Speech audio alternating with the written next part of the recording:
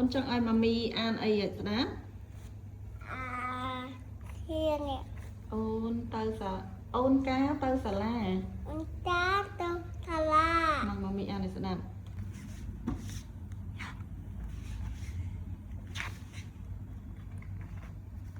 ថ្ងៃនេះជាថ្ងៃទី20ខែមេសាអូនការៀបចំខ្លួនទៅសាលានិងសប្បាយចិត្តណាស់បានត្រឡប់ទៅសិក្សាអូនកាទៅសាលាពេលណាពេលព្រឹកអូនកាទៅសាលានាងស្លៀកពាក់យ៉ាងសង្ហានិងយកតុក្កតាទៅផងហេតុអ្វីអូនកាទៅសាលាអូនកាទៅសាលា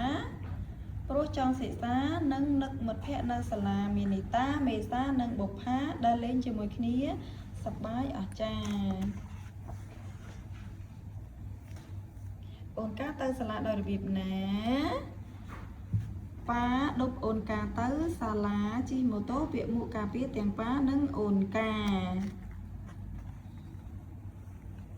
ឆាប់សិននៅមានអ្នកណាទៅសាលាជាមួយអូនកាបងសុខាក៏ទៅសាលាជាមួយអូនកាពីរអ្នកបងប្អូនស្រឡាញ់គ្នាឥតឧបមាសាលាអូនកានៅឯណាសាលានៅមិនឆ្ងាយពីផ្ទះនិងផ្សារពេលអូនកាធំអាចដើរទៅសាលាជាមួយមិត្តភ័ក្តិនិងបងសុខា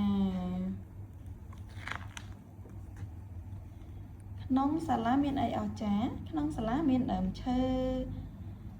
ដើមកានិងរបស់លេងជាច្រើនក្នុង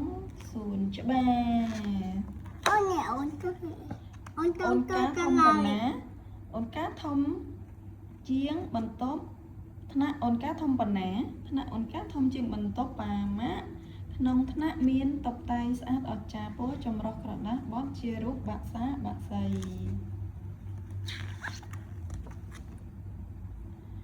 សាលាអូនកាមានឈ្មោះបែបណាសាលាអូនកាមានឈ្មោះពីរោះអស្ចារ្យគឺសាលាបឋមសិក្សាក្រពើហា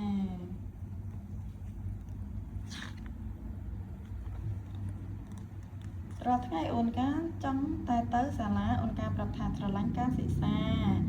ក្រៅពីរៀនអូនកាលេងគូច្រៀងរាំតាមចិត្តប្រាថ្នា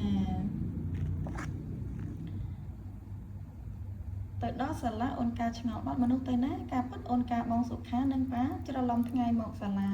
មិនមែនថ្ងៃនេះទេថ្ងៃចូលសិក្សាឆ្នាំនេះពិសេសមិនដូចឆ្នាំណា